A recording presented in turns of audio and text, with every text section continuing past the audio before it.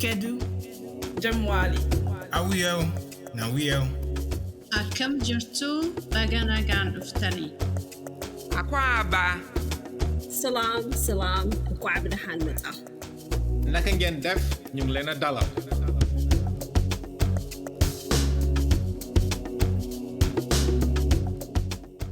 Hello, everybody. You're listening to Lagos to Mombasa, the Trans-Africa podcast from the Center for Global Development. I am your host, Gyude Moore. We have had this podcast for about 2 seasons, and this will be the final episode of our second season. And it's sort of bittersweet, but I think we've accomplished a lot on this podcast. When we created Lagos to Mombasa, what we set out to do was to create a platform for the dissemination, not just of our research, but also to highlight the quality work that our partners, collaborators, and other actors are doing on the continent. And for us, this made sense. It made sense because Africa has unwittingly become the epicenter of the practice of international development. Obviously, we don't want that title. Nobody wants that title. But the most pressing questions about international development find stark expression in Africa. And an ever-increasing portion of our research and policy work at the Center for Global Development is focused on Africa. And so it made sense for us to try to create a cohesive and coherent narrative of this research about the continent. We focus exclusively on the continent, its incredible promise, and yet its unrelenting challenges. And we try to explore the policies that create some sort of a bridge between the continent's promise and the challenges preventing the continent from getting there. So on this podcast, we talked about vaccines. We talked about the pandemic, how to end. We talked about digital ID and social protection. We asked critical questions about how do we reevaluate and rank commitment to development? How do we accelerate investment in Africa from the EU-Africa Summit to the US-Africa Leadership Summit, and then the Forum on China-Africa Cooperation, and all of these Africa Plus One summits. And obviously, as I noted before, this was a combination of the stuff we're doing at the Center for Global Development, but also things that our partners in Africa are doing themselves. This season of Lagos to Mombasa, however, was focused on climate. The climate affects everything. According to the World Bank, COVID-19 actually worsened inequality. It pushed about 90 million more people into poverty, a majority of them in sub-Saharan Africa. And all of these trends, as I noted, have been more pronounced in Africa. And so resilience in the face of disaster is primarily a function of pre-disaster state. And many African economies were struggling even before COVID-19. They were facing difficulties on debt, were facing difficulties because of the Trump trade wars. And then the war in Ukraine and rising interest rates in industrialized countries have not made things any easier. As a matter of fact, they've made things worse. All of this undergirded by changes in climate. More than 110 million people in Africa were directly affected by weather, climate, and water-related hazards in 2000. There was over 8.5 billion worth of economic damages done to a continent that's already the poorest. More than 5,000 fatalities. 48% of those deaths were associated with droughts, and another 43% of those deaths were associated with flooding. This is from the World Meteorological Organization. And even though Africa is responsible for less than 10%, I think maybe historically around 4 to 5% of global greenhouse gas emissions, the continent is the least capable of coping with the negative impact of the climate. Heat waves, heavy rains, floods, El Nino, tropical cyclones, droughts, all of this having devastating impact on communities and economies. And this is according to the WMO Secretary General.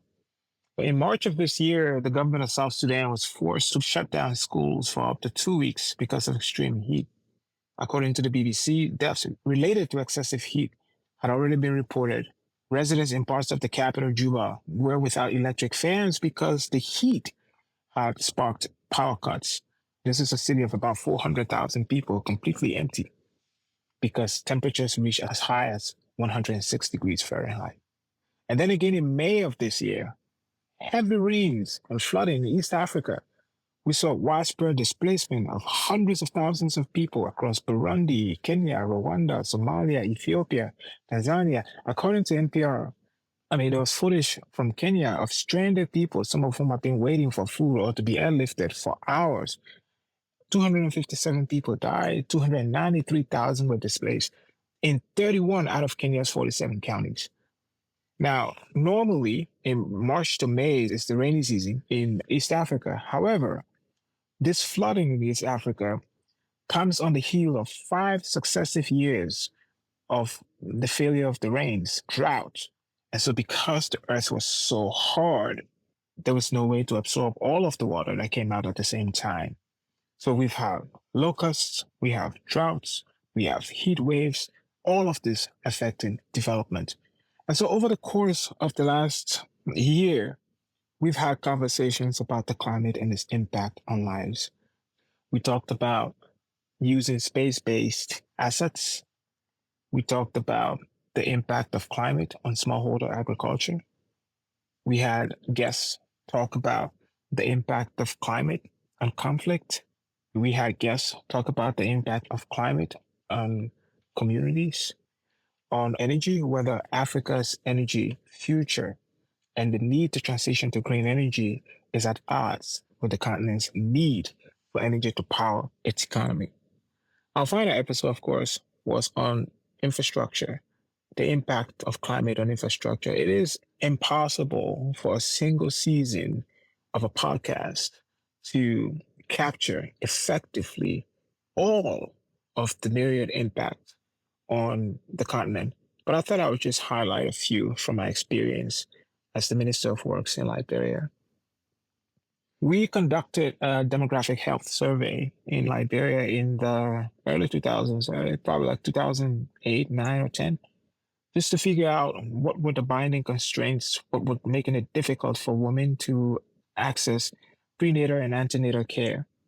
And it turns out that access to roads has significant impact on health outcomes. That in areas where there were no access to all-weather roads, access to health services was terrible.